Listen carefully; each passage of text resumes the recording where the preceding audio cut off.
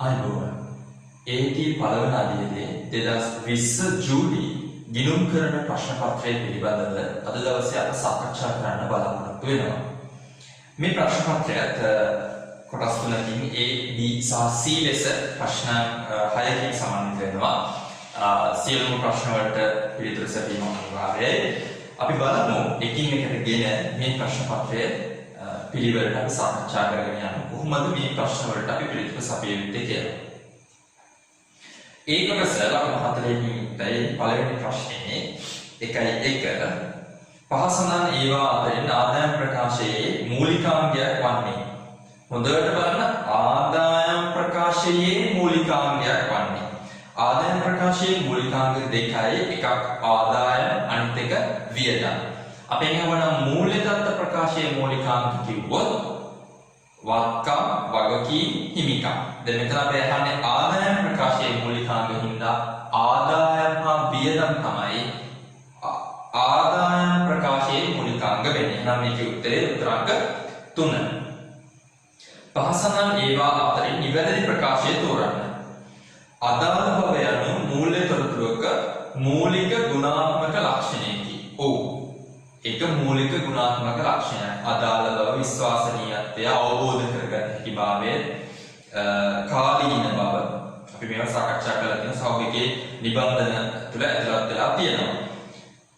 අපි ඊළඟ උත්තරයට කියවගෙන යමු බලන්න. ඊළඟ ප්‍රකාශ ටිකත් ගණදෙනු ගිණුම් කරන නියමයක් ලෙසයි. නෑ.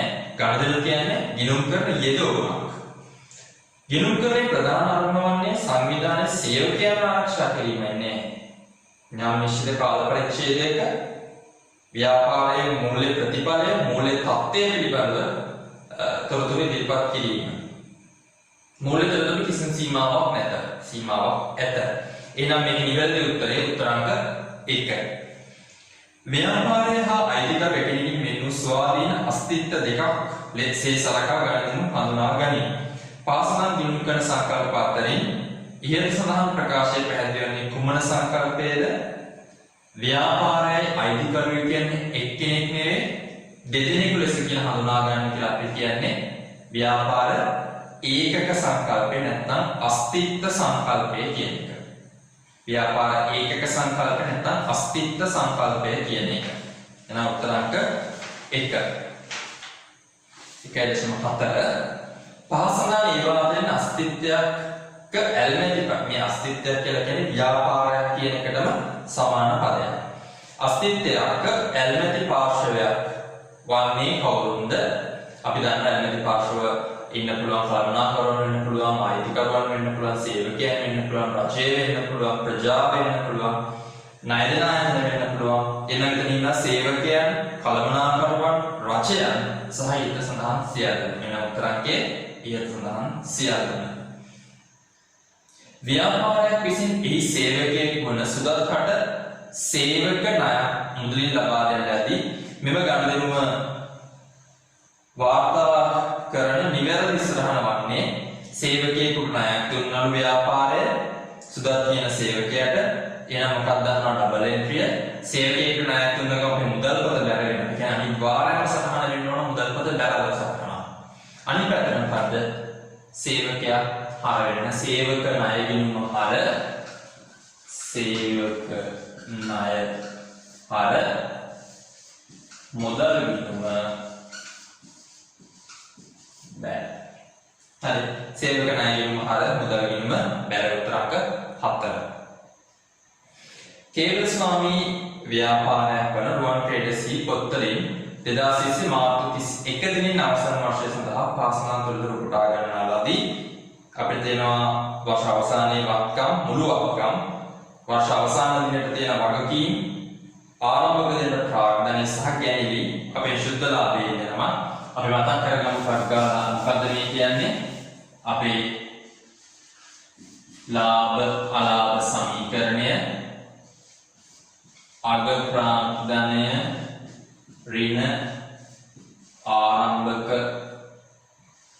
ප්‍රාග්ධනය ධන ගැනීමි ඍණ අමතර ප්‍රාග්ධනය. හරි. අග ප්‍රාග්ධනය ඍණ ආරම්භක ප්‍රාග්ධනය ධන ගැනීමි ඍණ අමතර ප්‍රාග්ධනය. දැන් මෙතන අග ප්‍රාග්ධනය දීලා නැහැ. හැබැයි කාල පරිච්ඡේදයේ අග දවසට අවසාන දවසට තියෙන මුළු වත්කම් හා මුළු වගකීම් තියෙනවා. අපි දන්නවා වත්කම් ඍණ වගකීම් කියන්නේ ප්‍රාග්ධනය. එහෙනම් වත්කම් ඍණ වගකීම් මම දහසෙන් ලියනවා. වත්කම් ඍණ වගකීම් කියන්නේ ප්‍රාග්ධනය. නම් අග වත්කම් වලින් අග වගකීම් ටික අඩු කරාම අපිට එන්න ඕන අග ප්‍රාග්ධනය. ආරම්භක ප්‍රාග්ධනය තියෙනවා 280යි. ගැනීමයක් කියනවා 150යි. අමතර ප්‍රාග්ධනය නැහැ. එහෙනම් දරුවනේ බලමු. අපේ අග ප්‍රාග්ධනය වෙනවා 1950න් 750 කරනවාම 800යි. 280යි ධන 150යි. උත්තරේ 670. උත්තරාංක 1. කේවල ස්වාමී ව්‍යාපාරයක අයිතිකරු විසින් තම පෞද්ගලික මෝටර් වෑන් රථය තම ව්‍යාපාරයට පැවරීම තුළින් ගිණුම් කරන සමීකරණයට ඇති කරනු ලබන නිවැරදි බලපෑම. අයිතිකාරයා තමගේ පෞද්ගලික මෝටර් රථය ව්‍යාපාරයට පවරනවා. ඒතකොට ව්‍යාපාරයේ මෝටර් රථ ගෙනවත්කම වැඩි වෙනවා. මේක දුන්නේ අයිතිකරු හින්දා අයිතිකරුගේ හිමිකම වැඩි වෙනවා. එනා උත්තරේ උත්තරාංක 4 වත්කම් වැඩිවීම හා ස්කන්ධය වැඩිවීම. ගබඩාවට භාණ්ඩ ලැබීම වාර්තා කිරීම සඳහා උපයෝගී කර ගන්නා ලියවිල්ල ගබඩාවට භාණ්ඩ ලැබුණා කියලා අපිට හඳුනා ගන්න ලියවිල්ල තමයි භාණ්ඩ ලැබීමේ පත්‍රිකාව. එන GRN කියලා නැත්නම් good receive note භාණ්ඩ ලැබීමේ පත්‍රිකාව. උත්තරාංක 3. COVID-19 වසංගතයේ හේතුවෙන් ලෝක පුරා කාබන් මට්ටමේ හෝ කාබන් ඩයොක්සයිඩ් විමෝචන මට්ටමේ අඩුවීමක් සිදු වී ඇත. කාබන් මට්ටම යන සංකල්පය පෙස්ටල් විශ්ලේෂණය තුළ අවතරගත වන්නේ මේක පරිසර සාධකයක්. ස්වභාවික පරිසරයට සම්බන්ධ වෙන දෙයක්. ඒකින් මේක පාරිසරික සාධකයක් ලෙස අපි හඳුනා ගන්න වෙන්නේ. මේ කතා කරලා තියෙන්නේ ව්‍යාපාරික පරිසරයන් සම්බන්ධයෙන්. ඒ ව්‍යාපාරික පරිසරයන් ඇතුළත මේ තාක්ෂණික සාධක වෙන්න පුළුවන්. නැත්නම් අපි වෙනද ඉගෙන ගත්ත විදිහට තාක්ෂණික පරිසරය, ආර්ථික පරිසරය, පාරිසරික පරිසරය, සමාජීය සංස්කෘතික කියලා අපි ඉගෙන ගත්තා. එහෙනම් මෙතනදී මේ කාබන් ඩයොක්සයිඩ් සම්බන්ධයෙන් කතාව අපිට සම්බන්ධ කරන්න වෙන්නේ පාරිසරික සාධකයක් විදිහට උත්තරාංක 2. වත්කම් සමානයි ස්කන්ධය ධන වගකීම අපේ පළවෙනි ගිණුම් කරන සමීකරණය. වත්කම් සමානයි ස්කන්ධය ධන වගකීම. ඒක අපෙන් දෙනවා ලක්ෂ දෙකක් වත්කම් වැඩි වෙලා එකතු වෙලා තියෙනවා සහ ස්කන්ධයට එකතු වෙලා තියෙනවා. ඊට සඳහන් ගිණුම් කරන සමීකරණය සඳහා වඩා නිවැරදි ගණන දැනුවන්නේ හසනන් ඒවා අතරින් කුමක්ද? සරලයි අපි පේන දේ අයිතිකරු ප්‍රාග්ධනයේ යෙදවීමක් තියෙන්නේ මේ අයිතිකරු විසින් රුපියල් ලක්ෂ දෙකක අමතර මුදලක් ව්‍යාපාරයට යෙදවීම. උත්තරාංක 3. 1.11 සිට 1.15 දක්වා ප්‍රශ්නවලදී එක් ප්‍රකාශය සත්‍ය හෝ අසත්‍යයි දක්වන්න. සත්‍ය හෝ අසත්‍ය යන උත්තරය අංකයේ පොතේ ලියන්න. වගකීමක් යන අතීත සිදුවීමක ප්‍රතිඵලයක් ලෙස ආර්ථික සම්පත් හුවමාරු කිරීම සඳහා අස්තිත්වයට ඇති වර්තමාන බැලීමකි. අන්න අපේ නිර්වචනය මතක් වෙනවා. නිර්වචන ටිකක් කතා කරගෙන යනවානේ මුලින්ම. වත්කමක් කියන්නේ මොකද්ද? වගකීමක් කියන්නේ මොකද්ද? හිමිකමක් කියන්නේ මොකද්ද? ආදායමක් කියන්නේ මොකද්ද? හිමිකමක් වියදමක් කියන්නේ මොකද්ද කියන එක. එහෙනම් මෙතන මෙන්න වගකීමක් කියන නිර්වචනය කියනවා. අතීත සිදුවීමක ප්‍රතිඵලයක් ලෙස ආර්ථික සම්පත් හුවමාරු කිරීම සඳහා අස්තිත්වයට ඇති වර්තමාන බැලීමක්. අතීත ගණනවල අපි මේක මෙහෙම ඒකට විශාල නැත්නම් විස්තරාත්මකව කතා කරලා දෙනවා.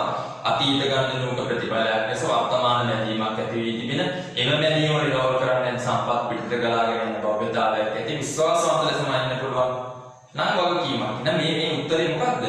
මේක සත්‍යය. මේ වගකීමක නිර්වචනයේ තියෙන මේ සත්‍යයයි. ප්‍රමාණාත්මකව සංකල්පයට අනුව තොග පිළිවෙලව සුදු බලද්දේ කියන දෙකෙන් වඩා අඩු වගේ මත වාර්තා කරන්න ලබයි. ඒක ප්‍රමාණාත්මක බව නෙමෙයි මේක අසත්‍යයි. ව්‍යාපාරයේ මුළුවත්කම් වල වටිනාකමෙන් මුළු වගකීම් වටිනාකම අඩු කිරීම මගින් එහි ස්කන්ධය වටිනාකම ගණනය කළ හැකි. අපි දැන් ඉස්සෙල්ලා කතා කළේ ඔක සත්‍යයි. වත්කම් වලින් වගකීම් අඩු කරාම ප්‍රාර්ථනීය දැන් ස්කන්ධය හම්බ වෙනවා. උපචිත සංකල්පයට අනුව කිසියම් දිනුම් කරන කාල පරිච්ඡේදයකට අදාළ අයවාරය මුදලින් ලැබුණේද නැද්ද යන්න නොසලකා හඳුනා ගනිමු. උපචිත සංකල්පය කියන්නේ කාල පරිච්ඡේද අදාළ ආදායම වගකීම් හඳුනා ගන්න කියලා මේක සත්‍යයි. බැංකු සස්තුම් ප්‍රකාශය යනු ව්‍යාපාර අස්තිත්වයේ බැංකුව විසින් ව්‍යාපාර අස්තිත්වයේ බැංකුව විසින් පිළියෙල කරන ලබන ප්‍රකාශනයකි. නෑ බැංකු සස්තුම් ප්‍රකාශන අපි හදන්නේ ව්‍යාපාරය විසින්. අස්තිත්වයේ බැංකුව නෙමෙයි හදන්නේ. අස්තිත්වයේ බැංකුව අපිට එවනවා ප්‍රකාශයක්. අපි ඒක කියන්නේ බැංකු ප්‍රකාශය කියලා. බැංක් ස්ටේට්මන්ට් එක එවනවා. බැංක් රීකන්සිලියේෂන් ස්ටේට්මන්ට් එක බැංකු සස්තුම් ප්‍රකාශය හදන්නේ අස්තිත්වය විසින්. 1.6 සිට 1.20 දක්වා විස්තර කරනකොට 1.15 ඔය බැංකු සස්තුම් ප්‍රකාශන සම්බන්ධයෙන් කතා වෙන්නේ ඒක අසත්‍යයි. 1.16 සිට 1.20 දක්වා ප්‍රශ්න වලට උත්තර ප්‍රශ්නාංකය සමග උත්තර පොතේ ලියන්න කියලා කියනවා. නිමල් ප්‍රේහාර්බය සමාගම 2018 අප්‍රේල් 1 දින ලක්ෂ 4කට යන්ත්‍රයක් මිලදී ගන්නා ලදී. ආයතන ප්‍රතිපත්ති යන්නේ ඊයන ශේෂ ක්‍රමයෙන් භාවිතා කර යන්ත්‍ර ශේ කිරීමයි. අදාළ ශේ අනුපාතිකය වාර්ෂික සිට 25 බැගින් වන්නේ නම් 2025 මාර්තු 31 දින අවසන් වර්ෂතා ආරම්භවට ශේ වියදම ගණනය කරන්නලු.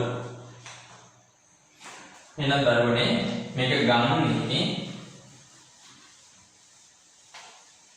හරි මේක ගන්නේ 2018 අප්‍රේල්. හරි අපිට දැන් මේකේ දිනුම් කියන්න කියන්නේ 2020 මාර්තු 31. 2020 3.31. එතකොට 2018 4.1 නම් එක අවුරුද්දක් කියනවා 2019 31ට 1යි 2019 ඉඳලා 2023 කියලා දෙවෙනි අවුරුද්දට තමයි හදන්න කියන්නේ අපිට. හරි පළවෙනි අවුරුද්ද නෙමෙයි දෙවෙනි අවුරුද්දේ ෂෙයා වියදමයි අපිට ගණනය කරලා දෙන්න කියන්නේ. හැබැයි පළවෙනි අවුරුද්දත් හදලා ඉන්න ඕන අපි. ඇයි? මෙතන තියෙන හීනවල ශේෂ ක්‍රමයේ හින්දා. එහෙනම් ලක්ෂ 4 වැඩි කිරීම 125 පළවෙනි අවුරුද්ද. හරි පළවෙනි අවුරුද්ද බලන්න ලක්ෂ 4 වැඩි කිරීම 125 එනවා අපිට ලක්ෂයක්. දෙවෙනි අවුරුද්ද ෂේ බලන්නේ කොහොමද? පිරිවැරින සමුච්චිත ෂය. පිරිවැරින සමුච්චිත ෂය වැඩි කිරීම 125. පිරිවැරින සමුච්චිත ෂය වැඩි කිරීම 125. 400 100ක් කරුණාම 300යි 300ට 125ක් කියන්නේ 75යි. එහෙනම් ආගේ 2020 මාර්තු 31 දින ආසන්න වර්ෂය සඳහා අදාළ ෂේ වියදම වෙන්නේ 75යි. සංගතතා යන සංකල්පය කෙටියෙන් පැහැදිලි කරන්න. හරි.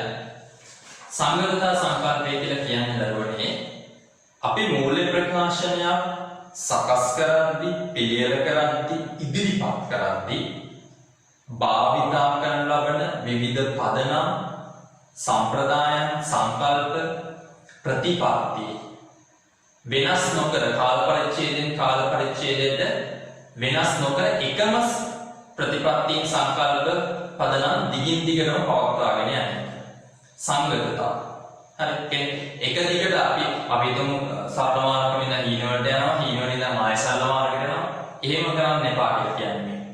හරි එකම දිනුම් කරන ක්‍රමවේදයන් සම්ප්‍රදායන් පදනම් ප්‍රතිපත්ති කාල පරිච්ඡේද ගණනාවක්ම එකම විදිහට තියාගෙන යන්න කියන එකයි සංගතතා සංකල්පයෙන් කියන්නේ.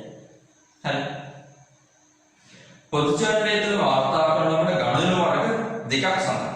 දෙකක් නෙමෙයි අපිට හතක් කියන්න පුළුවන්. ගණන වර්ග හතක් තියෙන සමහර පොත්වල හයක් කියන සමහර පොත්වල හතක් තියෙනවා. හතක් කියන්නේ මේ 6 8 මේක අකල් වෙනව නෙමෙයි. එක ගණදෙනුවක් සමහර පොත්වල දෙකට කඩලා තියෙනවා. සමහර ඒවල එකක් විදිහට තියෙනවා. මොනවද? ආරම්භක සටහන. ජංගමනවන වත්කම් ණයට මිලදී ගැනීම. ජංගමනවන වත්කම් ණයට විකිණීම. ඔන්න ඔය දෙක සමහර ඒවල එකක් විදිහට සලකලා තියෙනවා. ගැළපීම් සටහන, පියවීමේ සටහන, මාරු සටහන, වැරදි නිවැරදි කිරීමේ සටහන. ඔන්න ඔය ටිකෙන් දෙකක් කියන්න පුළුවන්. ආරම්භක සටහන්, ජංගමනවන වත්කම් මිලදී ණයට මිලදී ගැනීම. මිලදී ගැනීම නෙමෙයි ණයට මිලදී ගැනීම. ජංගමනවන වත්කම් ණයට විකිණීම. ගැළපීමේ සටහන්, පියවීමේ සටහන්, මාරු සටහන් සහ වැරදි නිවැරදි කිරීමේ සටහන්. එතනින් අපිට දෙකක් ලැබුවා නම් ලකුණු හමු වෙනවා. ජංගම වත්කම් සඳහා උදාහරණ දෙකක් සඳහන් කරන්න. ජංගම වත්කම් සඳහා උදාහරණ දෙකක් අපිට කියනවා.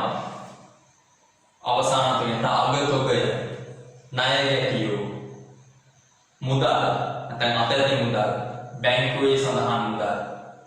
හරි. ලැබිය යුතු ආදායම, ඉදිරියට කළ ගෙවීම. මේ ඕන එකක් ඔබට ගන්න පුළුවන් ජංගම වත්කම් විදිහට. පහසඳහන් තොරතුරු චතුර ට්‍රේඩර්සී පොත්වලින් 2020 මාර්තු මාසයට අදාළව උටාගෙන ඇත. අපිට කියනවා ණය හිමි පාලන ගිණුම 2020 මාර්තු 31 දිනට ණය හිමි පාලන ගිණුමේ ශේෂය ගණනය කරන්න. අපි ගන්න ණය හිමි පාලන ගිණුම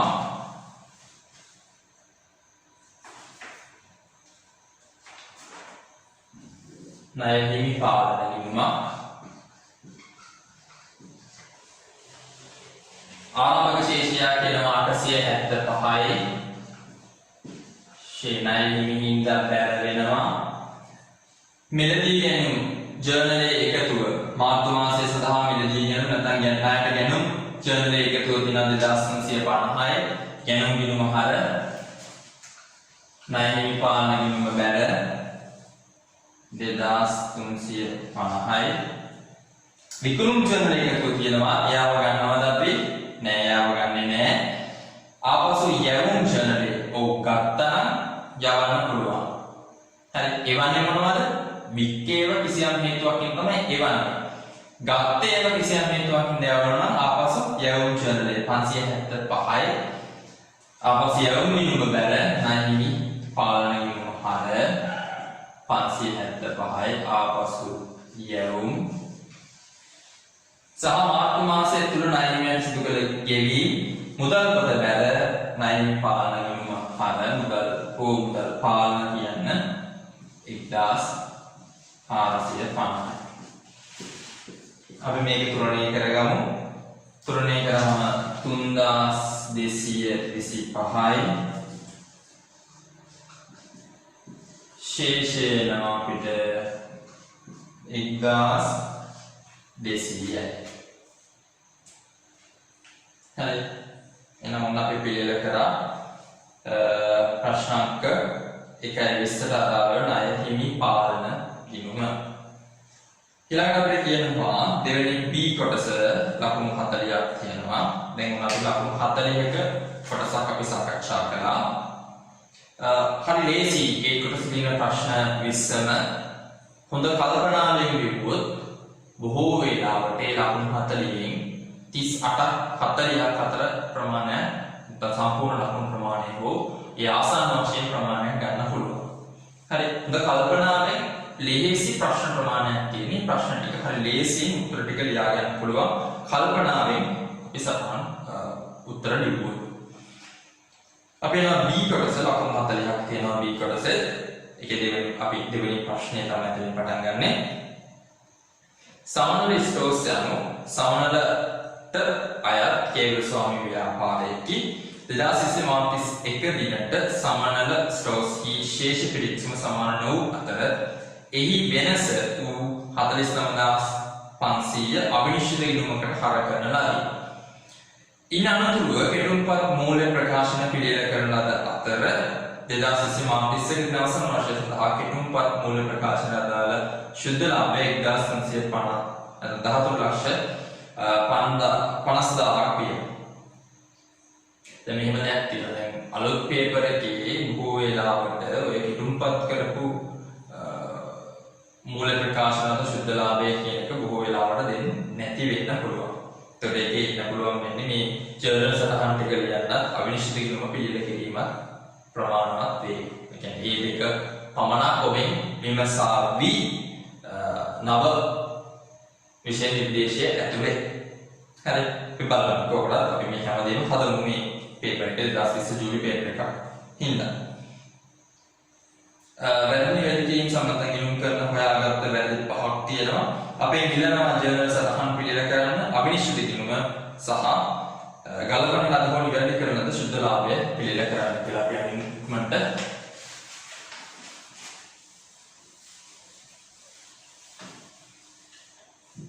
ජර්නලය අවිනිශ්චිත ගිණුම මෙන්න අපේ අවිනිශ්චිත ගිණුම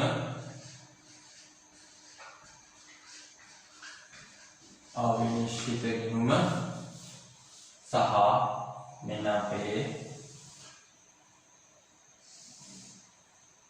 කියන ලාභ ශුද්ධ ලාභ නිවැරදි කිරීමේ ප්‍රකාශය ලාභ සංශෝධන ප්‍රකාශය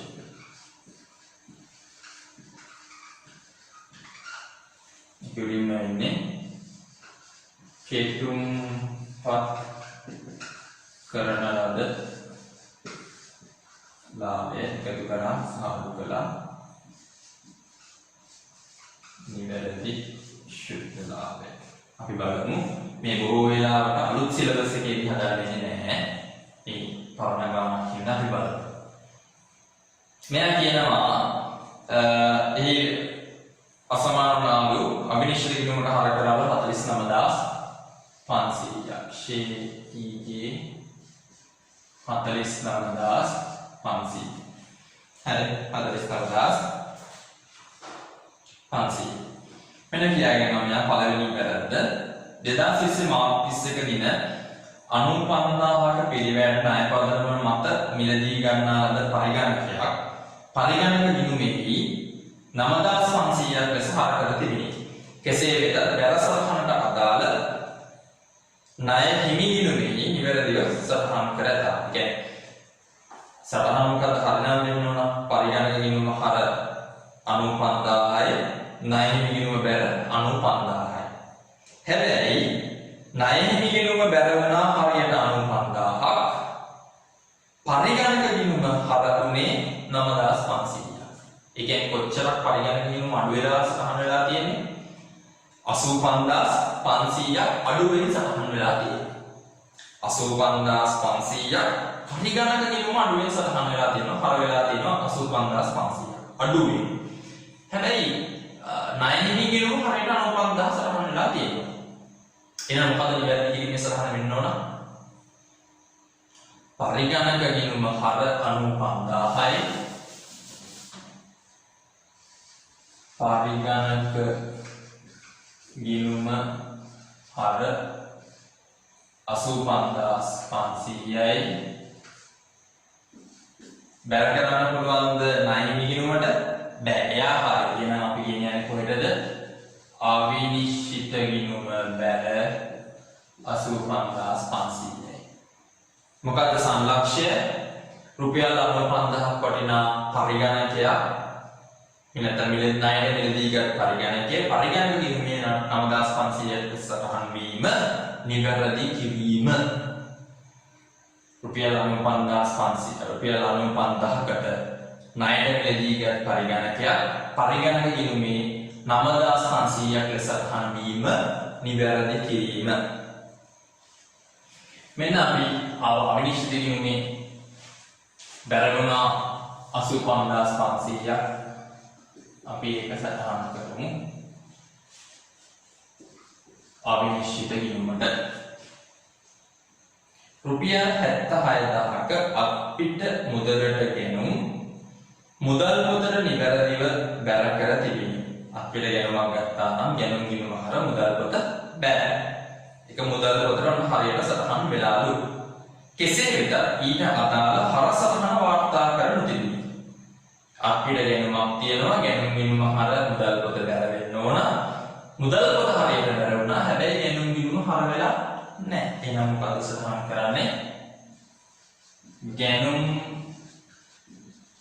ගිණුම හර 75000යි අවිනිශ්චිත ගිණුම බැර 75000යි. හරි. එහෙනම් අපි අවිනිශ්චිත ගිණුමට බැර කරා 75000. මොකද මේකේ සංලක්ෂ්‍ය රුපියල් 75000ක අපිට ගැනුම් ගිණුමේ වාර්තාවේ තිබීම නිවැරදි කිරීම 76000 නේ සමානයි. 76000යි. මෙන්න මේ පුංචි කතාව හොඳට අහන්න මේ මෙයා සම්බන්ධයෙන් කතාව කියන්නේ. හරි.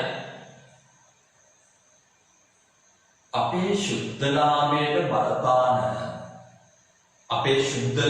බලපාන අයිතම දෙකක් තියෙනවා අපේ ගිණුම්කරණයේ වචන පහ ඇතුලේ. ගිණුම්කරණයේ වචන පහක් නේ තියෙන්නේ. වත්කම් වකින් හිමිකම් ආදායම් වියදම්. ওই වචන පහ ඇතුලේ ශුද්ධලාභයට බලපෑමක් ඇති කරන ශුද්ධලාභය ඇතුලේ වෙනසක් ඇති කරන වචන දෙකයි තියෙන්නේ. මොනවද මේ දෙක? ආදායම් සහ වියදම් කියන වචන දෙක. දරුවනේ මේ නිවැරදි කිරීමේ සටහන් ඇතුලේ ඔන්න ඔය වචන දෙකට අදාළ ගනුදෙනු තිබ්බොත් ගිණුම් තිබ්බොත් මොනවද වචන දෙක? ආදායම් හා වියදම්. ඔය ආදායම් හා වියදම් කියන වචන දෙකට අදාළ තියෙන ගිණුම් තිබුණ නැත්නම් ඒට අදාළ වෙන ගිණුම් තිබ්බොත් හරි මෙයත් එක්ක ගලපන්න ගන්නවා අපි. හරිද? කොහොමද ගලපන්න ගන්නේ? ආදායම් හා සම්බන්ධ ගිණුම් හෝ වියදම් සම්බන්ධ ගිණුම් නිවැරදි වෙද්දී නැත්නම් නිවැරදි කිරීමේ සටහනදී හර වෙනවා නම් ආදායම් හෝ වියදම් හා සම්බන්ධ වෙන ගිණුම් දෙකෙන් ඕනම ගිණුමක් ආදායම් ගිණුම් වෙන්නත් පුළුවන් වියදම් ගිණුම් වෙන්නත් පුළුවන් හර වෙනවා නම් නිවැරදි සටහන හර වෙනවා නම් කෙටුම්පත් කරපු ලාභයෙන් අඩු කරන්න. හරි හර වෙනවා නම් අඩු කරන්න. ආදායම් හා වියදම් සම්බන්ධ ගිණුම් නිවැරදි කිරීමේදී බැර වෙනවා නම් කෙටුම්පත් කරන ලාභයෙන් එකතු කරන්න. හර වෙනවා නම් අඩු කරා බැර වෙනවා නම් එකතු කරා. දැන් බලන්න පළවෙනි එකේ තිබෙන එක මම එතනදී කතා කරේ නැත්තේ. දැන් මේ සටහනේ තියෙනව නේද ආදායම් හා වියදම් සම්බන්ධ කතාව මොනවද? ගැනුම්. ගැනුම් කියන්නේ වියදම. එහෙනම් වියදම් සම්බන්ධ ගිණුමක් හර වෙනවා. හර වෙනවා නම් කෙටුම්පත් කරන ලාභ සංශෝධන ප්‍රකාශයේ කෙටුම්පත් කරපු ලාභේ මොනවා වෙනවද? අඩු වෙන්න ඕන. ගැනුම් 76000 2020 මාර්තු 31 දිනෙන් දින දරන ලද 66000ක කාර්යාල නඩත්තු වියදම මුදල් පොතේ නිවැරදිව වාර්තා කර තිබුණු නමුත් ඒ කාර්යාල උපකරණ ගිණුමට හර කර තිබෙනවා. හරි ඩබල් එන්ට්‍රි මොකක්ද? කාර්යාල නඩත්තු වියදම් ගිණුම හර මුදල් පොත බැර. හැබැයි මේක සරහන වෙලා තියෙන්නේ මොකද? කාර්යාල උපකරණ ගිණුම හර මුදල් පොත බැර. දැන් මොකද වෙනවා? කාර්යාල නඩත්තු ගිණුම හර කාර්යාල නඩත්තු වියදම් ගිණුම හර කීයද? 66000යි. කාර්යාල උපකරණ ගිණුම බැර 66000යි.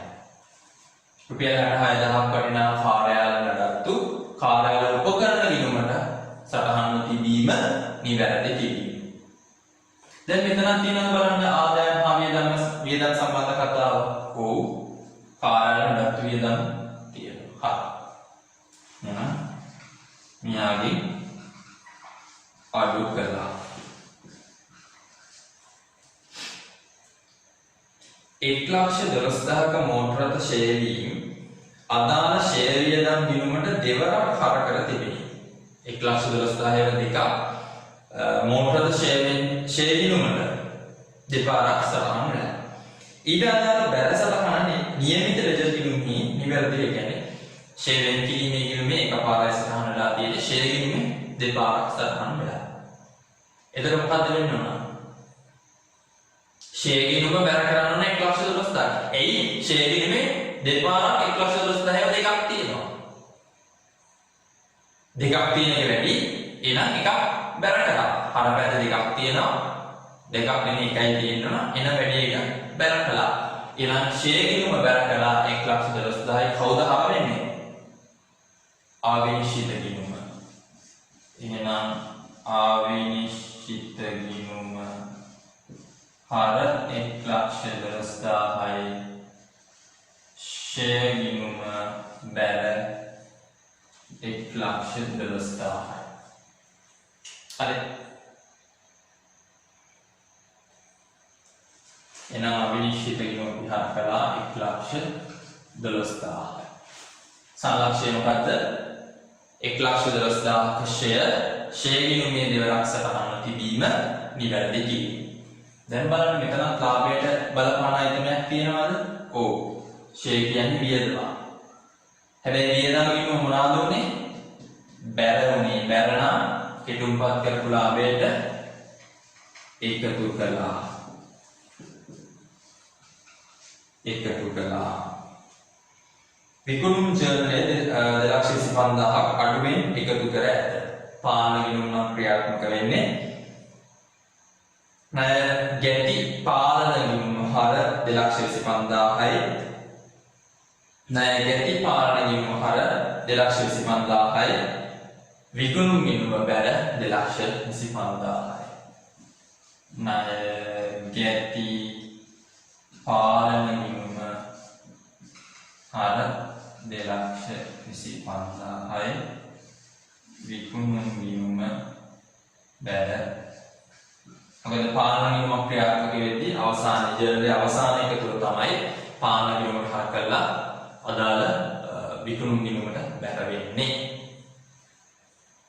මෙතන ලාභයට සම්බන්ධ අයිටමක් තියෙනවා. විකුණුම් යා බැර වුණා එහෙනම් එකතු කළා විකුණුම්. හරි. අපිට දෙනවා කෙටුම්පත් කරපු ලාභය ගාන කුඩින්ම 13,50,000 විදියට. අපි බලන්න අපේ අවිනිශ්චිත ගිණුම වෙලා යනවාද කියලා. ඕක හැලියනවා 1,61,500කට වැහිලා. හරි. මේක එකතු වෙනවා 3,30,000යි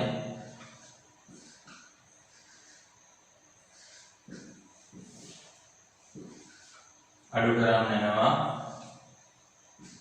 1,42,000යි.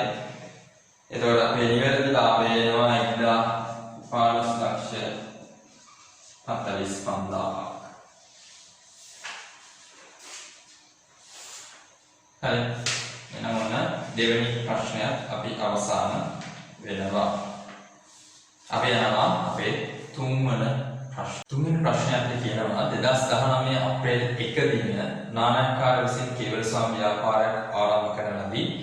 ව්‍යාපාරයට ඔහු විසින් මෝටර් ලොරියක් යෙදවීමට අමතරව ප්‍රාග්ධනය ලෙස ලක්ෂ 15ක් මුදලක් එදිනම බැංකු ගිණුමක් ආරම්භ කර එහි තැන්පත් කරන ලදී. ව්‍යාපාරය පොච්චනලේ පාසනා ජර්නල් සටහන පුරා ගන්න ලදී. ලොරිය යදවපු තාදාල ජර්නල් සටහන සහ මුදල් පාලන ගිණුමක් තියෙනවා. 2031 මාර්තු 31 දිනට ගිණුම් පොත්වල ශේෂ 3ක් අපිට දීලා තියෙනවා. ලොරිය ෂෙයා කිරීමට අදාළ ෂෙයා ප්‍රතිශතය දෙනවා. බදුකුලි සම්බන්ධයෙන් කතාවක් අපිට කියනවා. සහ කිසිදු තොගයක් 2030 මාර්තු 31 දිනට නැහැ කියලා කියනවා. සහ අපි ඉල්ලනවා 2030 මාර්තු 31 දිනට නානක්කාර ව්‍යාපාරයේ ශේෂ පිරික්සුම. බලමු කොහොමද හදන්නේ කියලා. මම ශේෂ පිරික්සුමක් ඇඳගත්තා. අපි උදේ ඉඳන් පොඩක් බලමු. අපිට දැන් ලොරියක් කෙනවා කියලා කියන ව්‍යාපාරයේ අපේ නායකයාට අධිකාරියෙන් දාන්න හින්දා අනිවාර්යයෙන්ම ලොරි ගිණුමක් ඕන. නැත්තම් මෝටර රථ ගිණුමක් ඕන. එතකොට මෙයාට අදාළව මෝටර රථ කියමු දේශීයයි. මෝටර රථ ගිණුම මෙයාටම අදාළ ෂේ ගිණුමක් ඕන. පල්ලෙහා ෂේ ප්‍රතිශතය අපි දැක්ක තියෙනවා. මෙයාටම අදාළ ෂේ වෙන් කිරීමේ ගිණුමක් ඕන. හරි. ඒකම අපිට ප්‍රාග්ධන කතාවක් තියෙන හින්දා ප්‍රාග්ධන ගිණුම කියන්න පුළුවන්. හරි. අපි හිමින් සැරේ දැක්කා. ලොරි කතාව වටිනාකම යනවා 1740 දහස් වලින් මම කතාව කරගෙන යනවා. හරි. ඒකම ප්‍රාග්ධනයේ කතාව තියෙනවා ලොරිය 1740යි මුදලින් 1500ක් දාලා ගිණුමක තැන්පත් කළා කියලා. අපි යනවා මුදල් පොතට. මම මේ ගාන සකස් කරන්නේ පල්ලෙහා තියෙන ගැළපිලි වලින් බලපෑමක් නැති අයිටම ටික මුලින්ම ශේෂ පිරික්සීමේ සටහන් කරගන්න. බලපෑමක් ඇතිවන අයිටම ටික ඒ බලපෑමත් ගලපමින් ශේෂ පිරික්සීමට ගන්න. හරි. බලමු කොහොමද කියන්නේ. ප්‍රාග්ධනය අපි දැන් සටහන් කරලා තියෙන්නේ වෙළඳ ණයගැතියන්ගේ ලැබීම් පෙරවැට අපි ගහගන්නවා ණයගැති පාලන ගිණුමක්. ණයගැති පාලන මුදල් පොතහර මෙයා බැල 3200යි අපිට විකුණුම් තියෙනවා 41,18,000ක්. අපි විකුණුම් කියලා ලියලා මේ 4118 ලියලා තියෙනවා ධන දාලා. මොකද ණයට විකුණුම් ඉන්න තියෙන හින්දා. ණය හිමියන්ට ගෙවීම් විසතහන් කරගන්න ණය හිමි පාලන ගිණුමක මුදල් පාලන ගිණුම බැල ණය පාලන ගිණුම හර 3,50,850යි. බදුපුලි සම්බන්ධයෙන් කතා කරලා පල්ලෙහා ගැළපිල්ලක් තියෙනවා. එයාව කොහොම තියමු. විදුලිය හා ජලය ගැළපිල්ලක් තියෙනවා. එයාව කොහොම තියමු.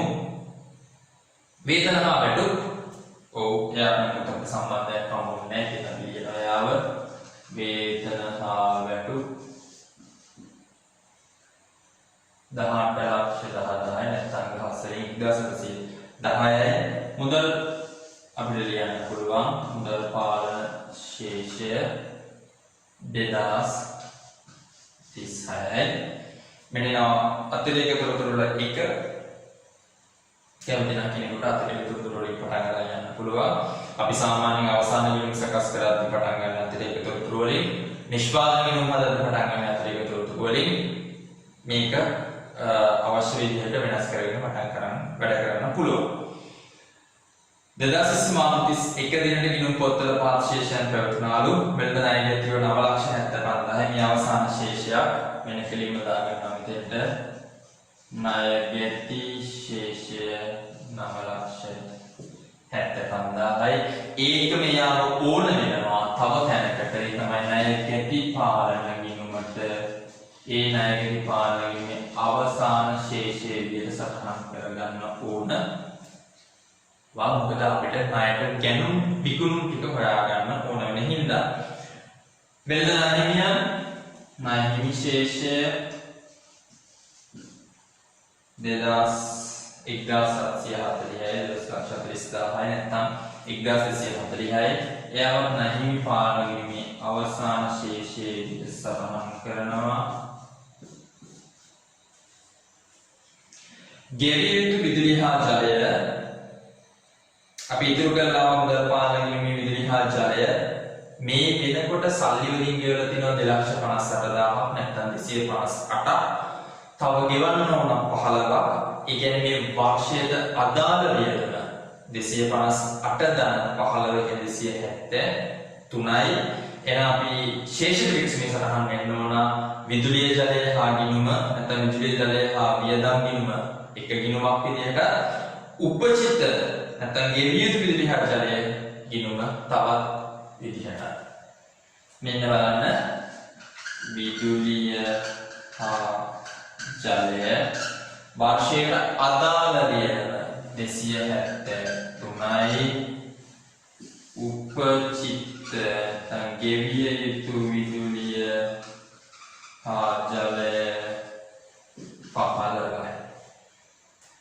ඊළඟ දෙකම දැන් සමහර වෙලාවට අපිට හම්බ වෙන ගණන් වලදී 258 විතරක් ගාලා උපචිත විදුලිය ගැලපිලා වෙලා තියෙනවා. හරි දැන් මෙතන දෙපේ ගලපලාම දාලා තියෙනවා. මොටර් ලොරිය පිළිවෙලමත් 120ක ෂෙයා කරනවලු. එහෙනම් ඒක 1740යි. එයාට 120ක් 348යි. ඩබල් එන්ට්‍රිය ෂෙයා ගිණුම හර ෂෙයා කිරීම දැන් මෙන්න දෙකම දැන් මේ ඉස්සරහින් අවසන් මාස 12ක කාලය සඳහා බදුකුලිය 2019 ජූනි 1 දින ගෙවනට ඇති. ඒ කියන්නේ 864 ගෙවලා තියෙන්නේ 2019 ජූනි 1 එදා ඉඳන් කවදද 2020 මේ 31. හැබැයි අපේ මූල්‍ය වර්ෂය වෙන්නේ කවද්ද? 2020 මාර්තු 31. අප්‍රේල් මැයි මෙන්න මේ මාස දෙකට අපි වැඩියෙන් ගෙවලා. එහෙනම් මොකද කරන්න ඕන? 864 අපි 12න් බෙදලා 10න් වැඩි කරගත්තොත් මේ වර්ෂයට අදාළ බදුකුලිය එළියට එයි. වර්ෂයට අදාළ බදුකුලිය 720යි. එතකොට වැඩි 144 මේක කවුද? ඉදිරියට කරගෙවි. එහෙනම් බදුකුලි 720යි ඉදිරියට කළ බදුකුලි 144යි. හරි කිසිම තොගයක් තිබෙන්නේ නැහැ කියලා කියනවා. අපි ණයගැටි පාමිනුම් බැලන්ස් කරලා බලමු. 5යි 7යි 10යි 11යි 4175යි විකුණු ණයට විකුණු 4175යි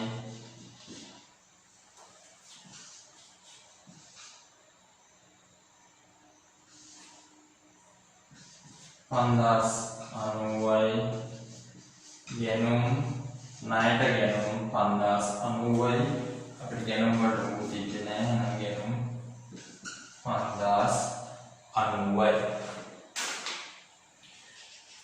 එතකොට දරුවනේ ප්‍රාග්ධනය එකතු වෙනවා 3240ක්. ඒකම විකුණුම් වල එකතු වෙනවා 8293ක්. 8293ක්. මේ සියල්ලම එකතුව 13136යි 13136යි. එතකොට අපිට 13136ට ඕක බැලන්ස් වෙන්න ඕන. මෙන්න තුන්වෙනි ප්‍රශ්නය ඉවරයි. ලකුණු 10ක් හිමි. හරි ලේසි. මම වැඩේ පටන් ගත්ත විදිහේ ඉඳලා මම කිව්වා මම ඉස්සලාම මේ මොටර් රථ ගිණුම එයාට දාලා ෂෙයා ගිණුම ෂෙයා කිරීම සප්‍රාග්ධනය දැම්මා. එතනින් මම විකුණුම් ටික සහ ගැළපිල්ල කතා නොවන අයිටම ටික මුදල් පාලන ගිණුමේ තියෙන ඒ සියල්ලම ඇතුළත් කරමින් ගැළපිලි ටිකක් එක්කම අවසානයේ ගාන බැලන්ස් කරගත්තා. හරි. අපි යනවා 4 වෙනි ප්‍රශ්නය. හතරවෙනි ප්‍රශ්නේ තියෙන්නේ නිෂ්පාදන ගිණුමක්. ඉක්මනට නිෂ්පාදන ගිණුමක්.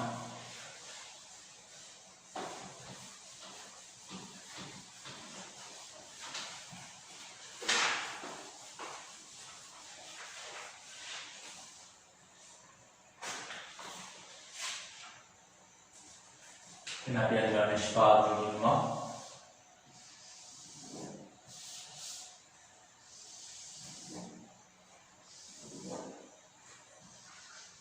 නිෂ්පාදන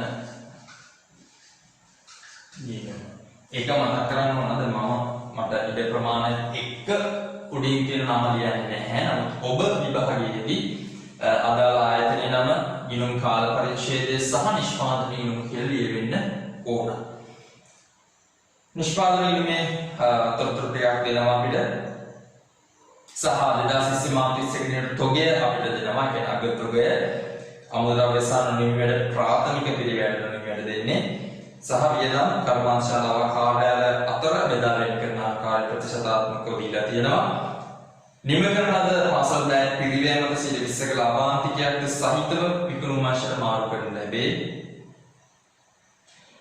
නිෂ්පාදන ශේෂ්ඨ විකුණුම් අංශයට මාරු කරද්දී ඒක ලාභාන්තිකයක් සහිතවයි මාරු කරන්න කියන්නේ. අපි බලමු නිෂ්පාදනය සකස් කරන ආකාරය. මෙන්න අතලින් තොරතුරුෙන් පටන් ගන්නවා. අග තොගය කියනවා අග අමුද්‍රව්‍ය තොගය සහ අග නොනිමි වැඩ ප්‍රාථමික පිළිවෙලට ගලපන්න කියන ඔබට මතක ඇති.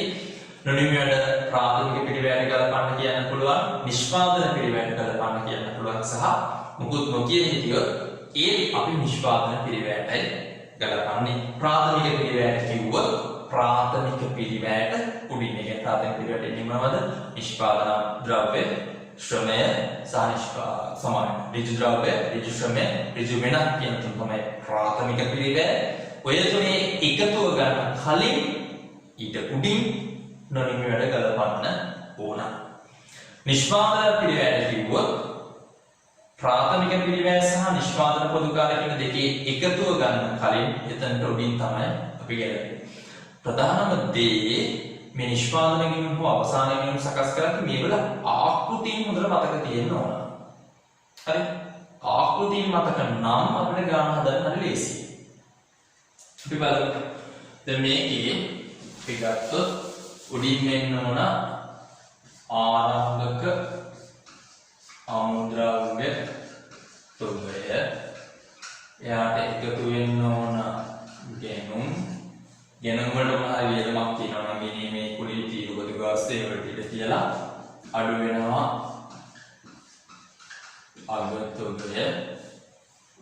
අගතොගයට අඩු කරාම අපිට ඉන්නේ පරිභෝජනය කළ ද්‍රව්‍ය පිළිවෙල. එතෙන්ට ඍජු ශ්‍රමය ඍජු වෙනත් එකතු කරොත් ඊළඟට අපිට පුළුවන් ආරම්භක නොනිමි සහ අග නොනිමි ගලපන්න. හරි. අගතොගයේ අපිට මෙයා කියනවා 900යි. අගතොගය අග නොනිමි අපිට කියනවා මෙයා 690. පාසලන් වියදම් කර්මාන්තශාලාව කාර්යාලය අතර පහත පරිදි බෙදා වෙන් කළ යුතුය. විදුලිය දිනව 2,75,000ක්. විදුලිය 2,75,000යි. විදුලියෙන් 80%ක් කම්හලට දෙන්නලු. ඒ කියන්නේ 220ක් කම්හලට විදුලි වියදම බෙදා වෙන් කරන්න. ඒතර විදුලිය කියලා කියන්නේ ධර්මනේ කම්හල් පොදු කාර්ය පිළිවෙල. කම්හල් පොදු කාර්ය මේ යට තමයි විදුලිය ඉන්නේ 220,000යි. ජලය තියෙනවා ධර්මනේ ලක්ෂ 2ක්. ඒකෙන් 75%ක් දෙන්නලු. ඒ කියන්නේ 1,50,000ක් තමයි කම්හල් පොදු කාර්යයට කරගන්නේ. නැත්නම් කම්හල් පොදු කාර්යයේ ජලය 1,50,000යි. රක්ෂණය තියෙනවා ලක්ෂ 3ක් ඒකෙන් 90ක් කියන්නේ 2,70,000ක් කම්හල් පොදු කාර්යයටදී හරි ලාභාන්තිකයේ හොයන එක අපි පොඩ්ඩක් කොහොමද කියලා ආයෙ අතිරේක තුනට අදාළ තොරතුරු කියන තැනට යනවා ආරම්භක තොගය කියනවා 8,10,000ක් ආරම්භක තොගය 8,10,000යි ආරම්භක නොනිමි තොගය කියනවා 4,45,000යි බලන්න හරි ලස්සනට දාන්න පුළුවන් ආකෘතිය මතකන මිලදී ගැනුම් තියෙනවා 28,50,000ක් ගැනුම් 28,50,000යි විදුලි වියදම් අපි ගත්තා ජල වියදම් ගත්තා බදු කුලී කම්මල් පොදු කාර්ය බදු කුලී 225යි 2,25,000යි රක්ෂණ වියදම් අපි ගත්තා ඍජු වැටු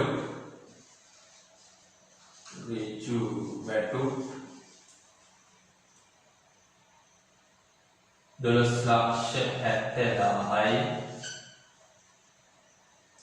ඉන්ධන කම්මල් පොදු කාර්ය 1,30,000යි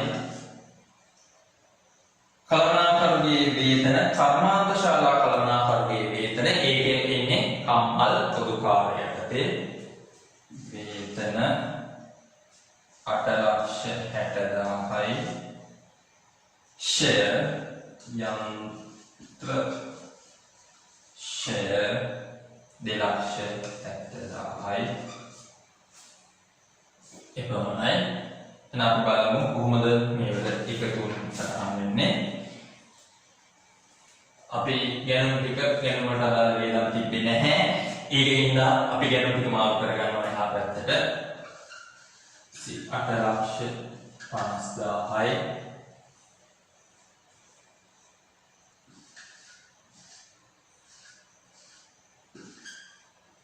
ඉස්සෙල්ලා 60,000න් ලක්ෂ 9ක් අඩු වුණාම අපිට එනවා 27,60,000ක් මේකට කියන්න පුළුවන් මොනවා පරිභෝජනය කළ අමුද්‍රව්‍ය පිළිවෙල එයාට එකතු කරනවා ඍජු වේතනය ඍජු ශ්‍රමය 12,70,000යි සහ ආරම්භක නොනිමි එකතු කරලා අවසාන නොනිමි අඩු කරනවා එතකොට අපිට එනවා ප්‍රාථමික පිළිවෙල 37,85,000යි මුළු කම්මල් පොදු කාර්ය පිළිවෙල එනවා 21,85,000ක් 21,85,000ක් එනවා 21,85,000ක් එනවා මෙයා ප්‍රාථමික පිළිවෙල මුළු නෙමෙයි නිෂ්පාදන පිළිවෙල එනවා අපිට මේ දෙනා එකතු කරාම 59,10,000යි එතකොට ඔය මුළු නිෂ්පාදන පිළිවෙල නෙමෙයි වෙළඳංශයට මාරු කරන්නේ. එයි එයා කියනවා එහෙම මාරු කරන්න එපා 120ක ලාභාන්තිකයක් කියන මාරු කරන්න. එහෙනම් අපි බලනවා 5,910ට 120ක ලාභාන්තිකය කීයද? 1,100 නැත්නම් 11,82,000යි. නෑ 11,82,000යි නිෂ්පාදන ලාභ එනම් මාරු කළ වටිනාකම අපිට එනවා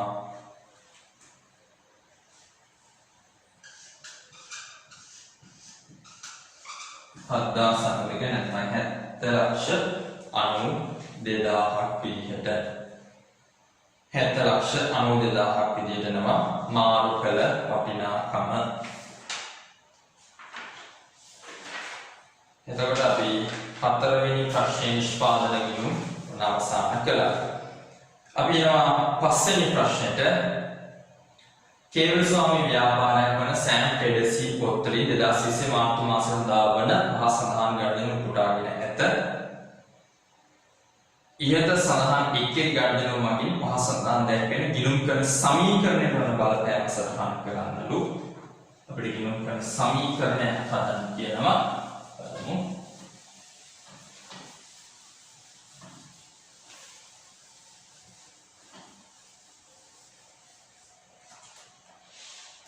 අපිට සමීකරණයක් දෙනවා යා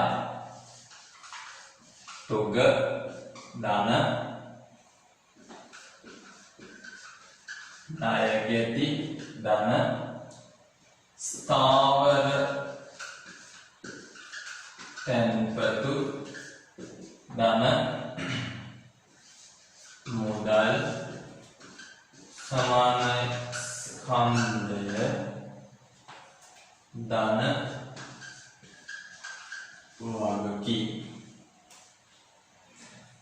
අපි මේක දෙක සඳහන් කරගෙන යමු. නැවත විකිණීම සඳහා 4,50,000ක් වටිනා භාණ්ඩ ණය පදනම මත මිලදී ගන්නා ලදී. භාණ්ඩ මිලදී ගත්තම ණය පදනම මත.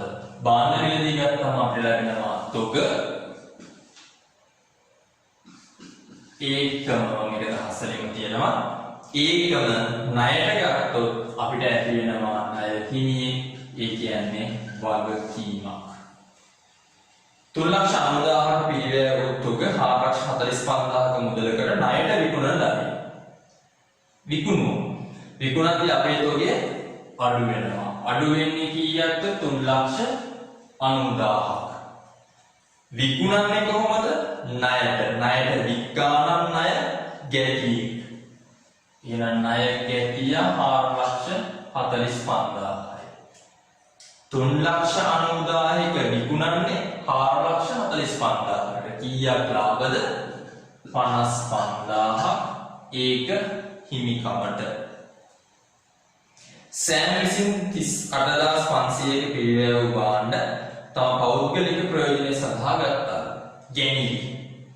භාණ්ඩ ගත්තා නම් තොගෙන් අඩු වෙන්න ඕන 38,500. මේක ගැනීමින්දා ස්කන්ධයෙන් අඩු වෙනවා 38,500. සේවක වේතන වශයෙන් 25,000ක් ගෙවන්න ලැබේ. ගෙවුවා නම් ගෙවන්නේ කොහෙන්ද? මුදල් පොතේ. එහෙනම් මුදල් කියන තොගය අඩු වෙනවා 25,000ක්. මේක වියදම අපි සඳහන් කරන්නේ ස්කන්ධයට. මේ වියදම් ස්කන්ධයෙන් අඩු කරනවා. බැංකුවේ ස්ථාවර තැන්පතුක ලක්ෂ 2ක මුදලක් ආයෝජනය කරාලු. මුදල් වලින් අඩු වෙනවා ලක්ෂ 2යි. ස්ථාවර තැන්පතු කියන වත්කමට එකතු වෙනවා ලක්ෂ 2යි. ලකුණු 5ක් හිමි වෙනවා. ඒකේ B කොටස රණසිංහ සහ සමාගම 2020 මාර්තු 31 දිනට බැංකු ප්‍රකාශනයට අනුව බැංකු ශේෂය එහි මුදල් පාලන ගිණුමේ වාසිදායක ශේෂය වන 1,50,000ක් සමග එකතු වෙන්නේ නැලු. අපේ ඉන්නවා ගලපන ලද මුදල් ගිණුම මුදල් පාලන ගිණුම සහ ශේෂ බැංකු ප්‍රකාශනයේ පෙන්වුම් කරන ශේෂය හඳුනා ගන්න මේ සරලව බැංකු සැසඳුම හදන්න කියලා අපි බලමු.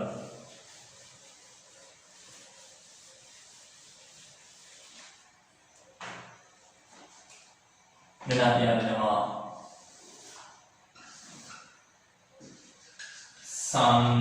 සංශෝධිත මුදල් පාලන ගිණුම මේකේ ශේෂය ඊගේ යාම අපිට කියනවා 1,55,000යි. මෙන්න තියෙනවා බැංකු සැසඳුම් ප්‍රකාශය. අපි යාගේ ආකෘතිය අරගෙන සංශෝධිත මුදල් පාලන ගිණුමට අනුව ශේෂය දාන්නට තිබ්බා. එකතු කළා නිකුත් කළ නමුත් ගෙවීමට ඉදිරිපත් නොවූ චෙක්. එකතු කරන්නේ කවුද? නිකුත් කළ නමුත් ගෙවීමට ඉදිරිපත් නොවූ චෙක්. ඌ දෙක තුනක් තිබ්බයිද අඩු කරනවා තැන්පත් කළ නමුත් උපලබ්ධි නොවූ චෙක්. කියලපුවම වෙනවා බැංකු ප්‍රකාශනයට අනුව ශේෂය. ස්ථාවර නියෝගයක් අනුව බැංකුව විසින් බැංකු ගිණුමින් 75000ක මුදලක් අඩු කරගෙන තිබුණද ඒ මුදල් පොතේ වාර්තා කර නොතිබුණි. මේ කියන්නේ ස්ථාවර නියෝග මත ගෙවීම. ස්ථාවර නියෝග මත ගෙවීමක් කරලා තියෙනවා. එහෙනම් ස්ථාවර නියෝග මත ගෙවුවා නම් මුදල් පොතට අපි සටහන් වෙන්න තිබ්බා. මුදල් පොත බැරෙන්න තිබ්බා. බැරෙන්නේ එහෙනම් මෙයා බැරුණා. ස්ථාවර නියෝග ගලපන ලද මුදල් සංශෝධිත මුදල් පොත බැර. ගණනකරුවෙකු විසින් බැංකුව වෙත ඍජුවම තැන්පත් කළ 30000ක මුදල් පොතෙහි වාර්තා කරන්නේ මොනවාද? ඍජු ප්‍රේෂණ. බැංකුවේ පැත්තෙන් බැංකු ගිණුම බැර කරගත්තා හරියටම. හැබැයි අපේ පැත්තෙන් අපේ මුදල් පොත හරවුනේ නැහැ ඍජු ප්‍රේෂණයේ සම්බන්ධයෙන්. එන සංශෝධිත මුදල් පාලන ගිණුම හර ඍජු ප්‍රේෂණ. රණසිංහ සහ සමාගම විසින් 2020 මාර්තු 29 දින 1,95,000ක් වටිනා චෙක් පතක් නිකුත් කර තිබුණද ඒ 2020 මාර්තු 31 දින වලට ගෙවීම සඳහා බැංකුව ඉදිරිපත් කළ නැහැ. මේ මොකද? නිකුත් කළ නමුත් ගෙවීමට ඉදිරිපත් නොවූ චෙක් කීයද? 1,95,000යි. රණසිංහ සහ සමාගම 2020 මාර්තු 30 දින 65,000ක් වටිනා චෙක් පතක් බැංකුවේ තැන්පත් කරනවා. ඒ 2020 මාර්තු 31 දින වලට උපලබ්ධි නොවී තිබිනි. තැන්පත් කර නමුත් උපලබ්ධි නොවූ චෙක්.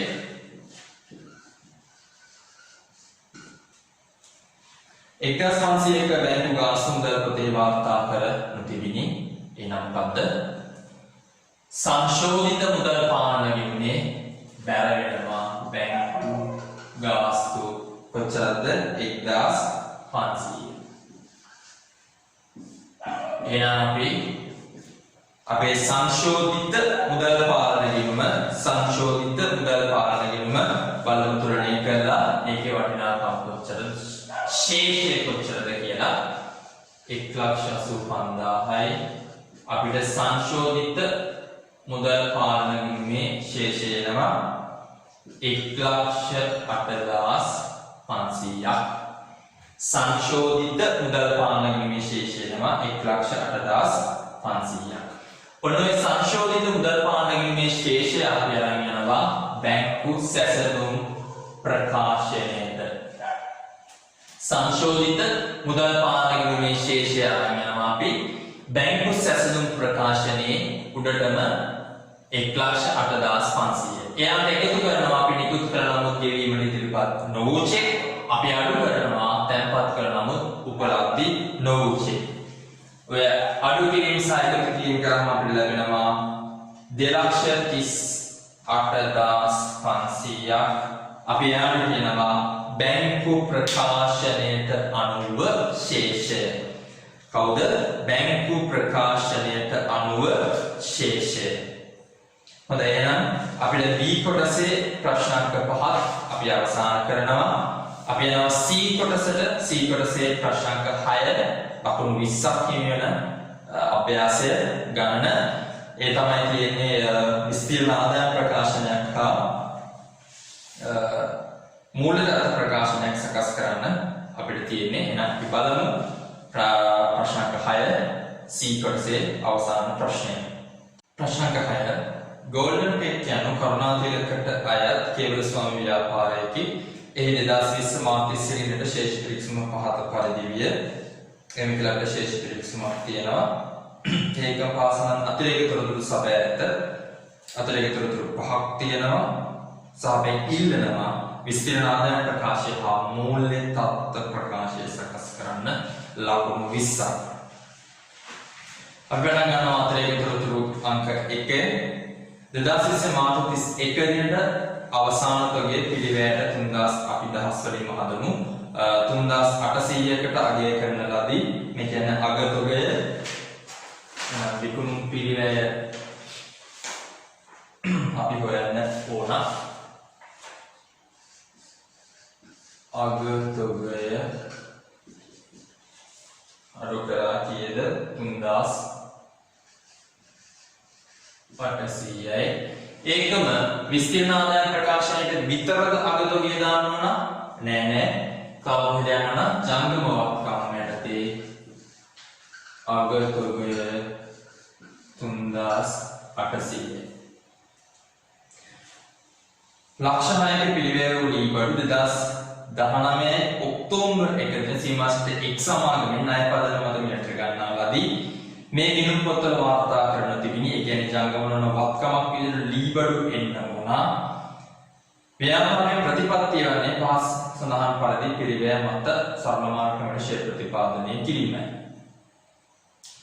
දැන් උඩ කතාව ගත්තොත් දරුවනේ ලක්ෂ 6 අපිට ඩබල් එන්ට්‍රි වෙන්න ඕන ලීබඩු ගිණුම හර වෙනද නොවන ණය හිමියෙක් බැර වෙන්න ඕන ලක්ෂ 6ක. අපි ඉස්සෙල්ලාම මෙන්න මේ ණය හිමිය දාලා එමු.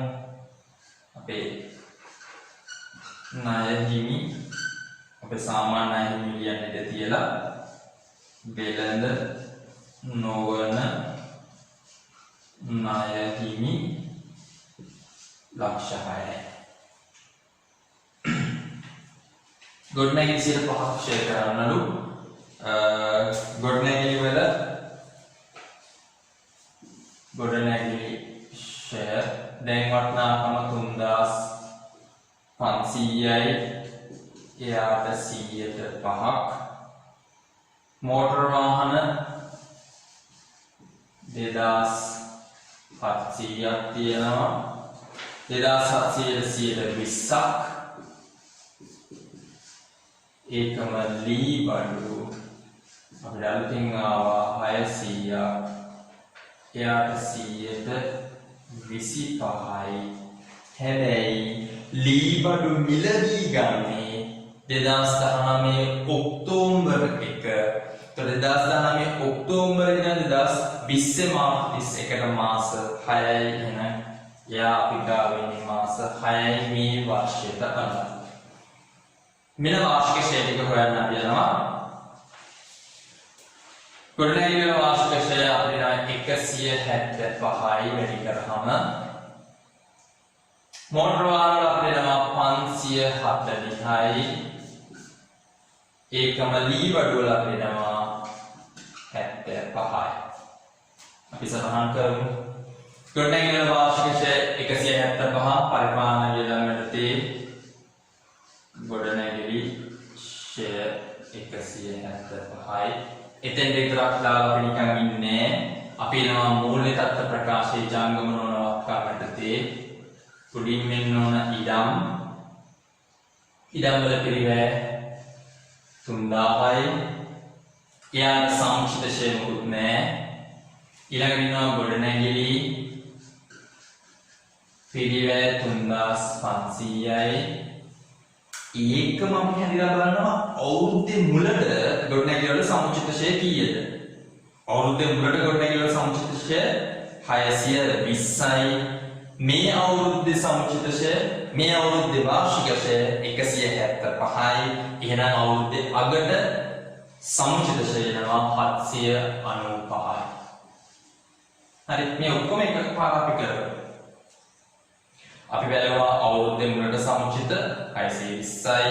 මේ වර්ෂයට අදාළ ෂෙයා දින 175යි. එනම් වර්ෂයේ අගට සමුචිත 795යි.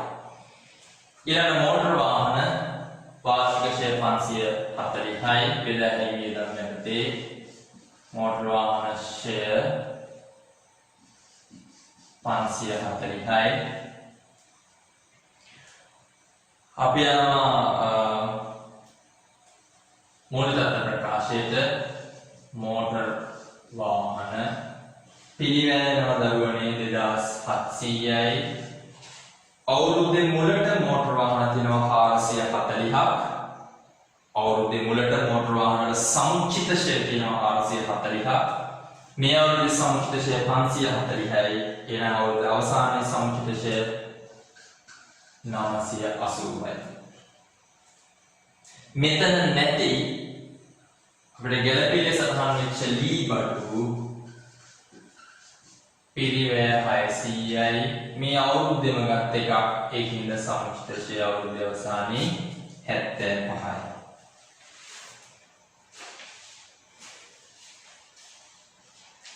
හරි. පහත් සඳහන් ලැබිය යුතු මුදල් ශේෂයන් බොල්ණය ලෙස ලියා හැරීමට කළමනාකරණය තීරණය කරාලු. බොල්ණය 850යි. එනම් සඳහන් කරනවා බොල්ණය 850යි. මේට අමතරව අපි එක බලමු. වෙළඳ ලැබිය යුතු කොච්චරක් තියෙනවද බලන්න. ශේෂ පිරික්සුමේ වෙළඳ ලැබිය යුතු තියෙනවා 3850ක්.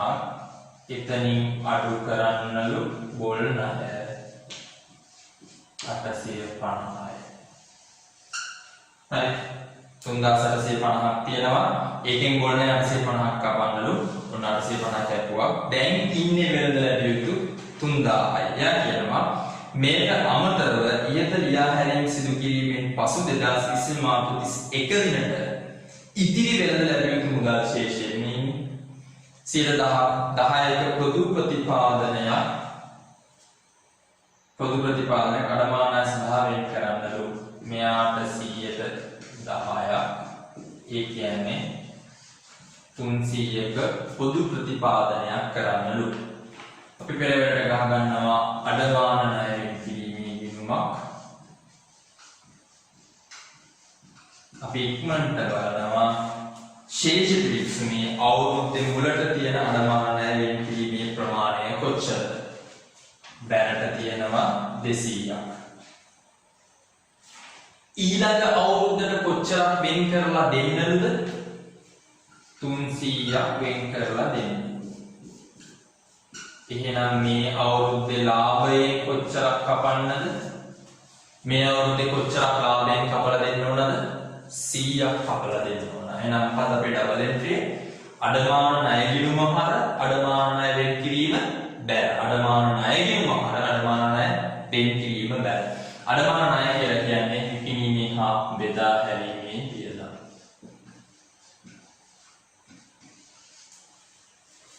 ඔච්චර කරන්න දෙන්නේ නෑ.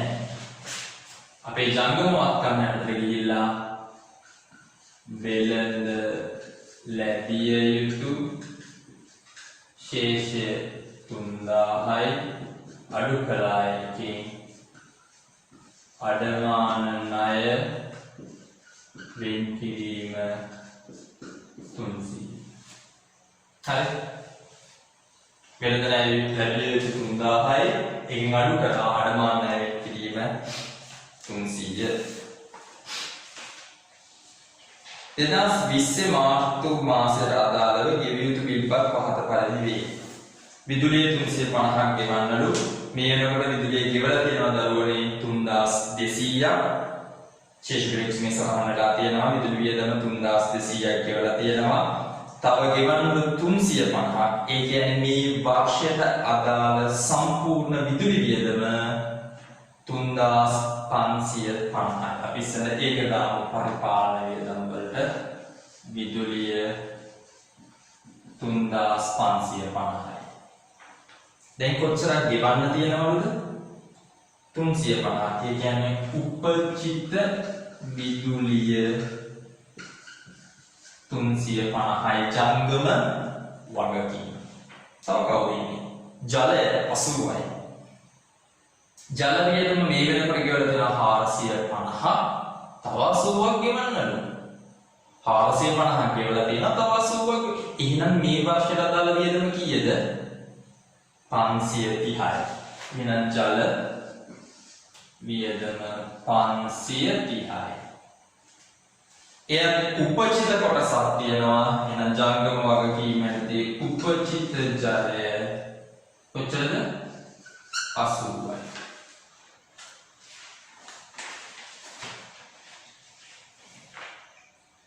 සියලු 12ක වාර්ෂික පොලි අනුපාතයකට යටත්ව 2500ක බැංකු ණය මුදලක් 2020 මාර්තු 1 දින ලබා ගන්නා ලදී.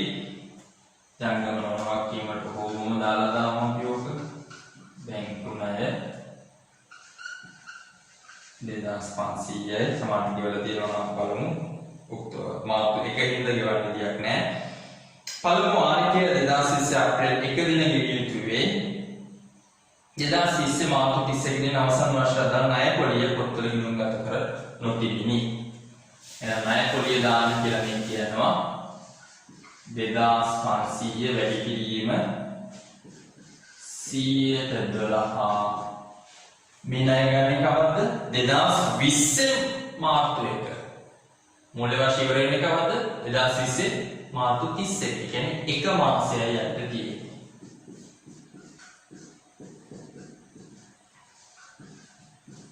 එහෙනම් ණය පොලිය 25යි. මේක ගෙවලද? මේක ගෙවලද? නෑ, ගෙවලා නෑ. හරි අපිට ගෙවුවයි කියලා කොහෙවත් තැනක සඳහනක් තිබ්බේ නෑ.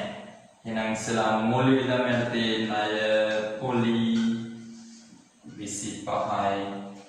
උපචිත ණය පොලි ජංගම වගකීම යටතේ 25යි. ඔන්න මේ ගැලපෙට ඉවරයි. අපි එනවා අපේ ශේෂ පිළිතුමේ ඉතිරි තොරතුරු ටික දාගෙන යන්න. දේපල පිළිතුරු උපකරණ පිළිවෙලට අපි ඒකට දැම්මා සමුචිත ෂය දැම්මා. ආරම්භක තොගය තියෙනවා. මෙන්න ආරම්භක තොගය 6200යි. ගැනුම් තියෙනවා 18250යි. ගැනුම් 18250යි. විකුණුම් තියෙනවා දරුවනේ 33900ක්. ආදායම් ප්‍රකාශයේ උඩින්ම මෙතන හරිනාඩුවක් තියෙන ඕන අඩු කරන්න ආපසු එවුම්. හරි. අඩමාන වෙනකීම් අපි ගත්තා. අප්‍රේල් 1 දිනට ප්‍රාග්ධන ගිණුම 9450යි. බැංකු ණය අපි ගත්තා. විදුලි වියදම් ගත්තා. අපි සටහන් කළා. ජල වියදම අපි සටහන් කළා. වෙළඳ ලැබිය යුතු අපි සටහන් කළා. වෙළඳ ගෙවිය යුතු විනාශය කියලා උඩින් ඉඳ තිබ්බා 2600යි. වැටුප්පා වේතන පරිපාලන වියදම් වැටුප්පා වේතන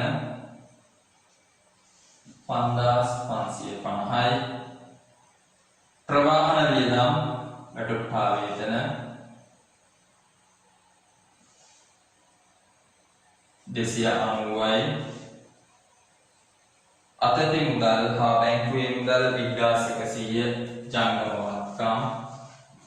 අතැති මුදල් හා බැංකු 1100යි. රක්ෂණ වියදම් පරිපාලන 1200යි. ප්‍රචාරණය බෙදා හැරීම 100යි. ගැනිලි 320යි. මතකද ගැනිලි කොහෙද දාන්නේ?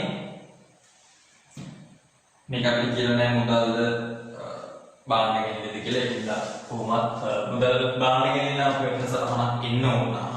බාන්න ගැනිලි කියලා කියලා නැති හින්දා ප්‍රාග්ධනයට එකතු කළා වාර්ෂික සුද්ධ ලාභය හෝ අලාභය.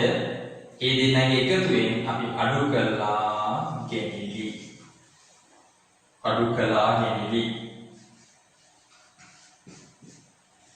හරි. මම කියන්නේ හැම වෙලේම ආකෘතිය මතක හිටින්නම ඕන. ආකෘතිය මතක නම් අපිට C ගැටලුවක් නැතුව ගාන හදන්න පුළුවන්. අපි බලමු. ගැනුම් වලට අදාළ අපේ වියදමක් ආවේ නැහැ වෙනත්. දැන් අපි ගැනුම් ටික එකතු කරගත්තා. අපිට විකුණුම් පිළිවෙලනවා 20650ක්. මෙන්න අපිට දල ලාභය එනවා 13250ක්. 13250ක්. අපිට බෙදා හැරීමේ වියදම් වෙනවා 1590ක්. බෙදා හැරීමේ වියදම් වෙන අපිට 1590ක්. පරිමාණ වියදම අපිට එනවා 11370ක්. සහ මූල්‍ය වියදම් වෙනවා 25ක්. මූල්‍ය වියදම් වෙනවා 25ක්. ඒතකොට සියල්ලේම එකතුව අපි ගන්නවා 5යි.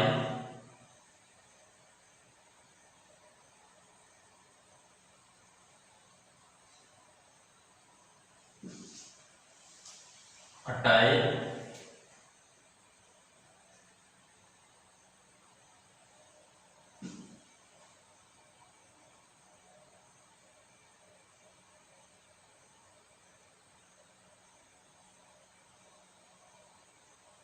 මේක මෙහෙම හදාගමු 5යි 16යි 2යි 18යි 1යි 6යි 6යි නෑ සමානයි 5යි 3යි 8යි 8යි 1යි 9යි ඊට පස්සේ 1යි 1යි 2යි සහ 12යි 12985යි. දරලාමෙන් අපේ වියදම් ටික අඩු කරාම 12985ක් අපිට ලැබෙන්න ඕන ශුද්ධ ලාභය 265ක්. ශුද්ධ ලාභය අපිට ලැබෙනවා 265ක්. අපි ශුද්ධ ලාභය අරගෙන යනවා මූල්‍ය තත්ත්ව ප්‍රකාශයේ ප්‍රාර්ථන හා වගකීම් කොටසේ ප්‍රාර්ථනීය එකතු කරන්න මෙන්න එනවා ශුද්ධ ලාභය 265.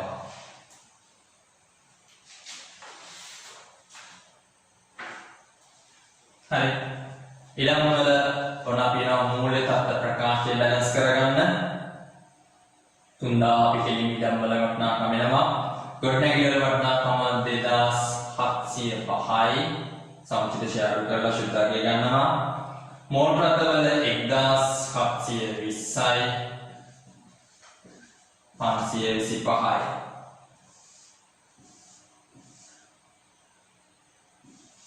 පිළිවෙල 9800යි. සමුචිත ෂෙයාර් 1850යි. ශුද්ධාගය 7950යි.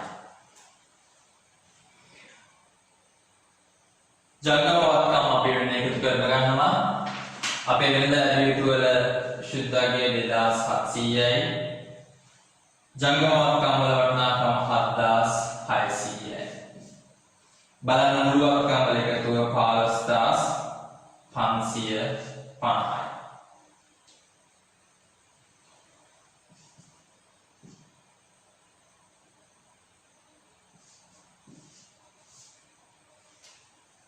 ප්‍රාර්ථනීය ශුද්ධ ලාභය එකතු කරාම අපිට එනවා 9715ක්.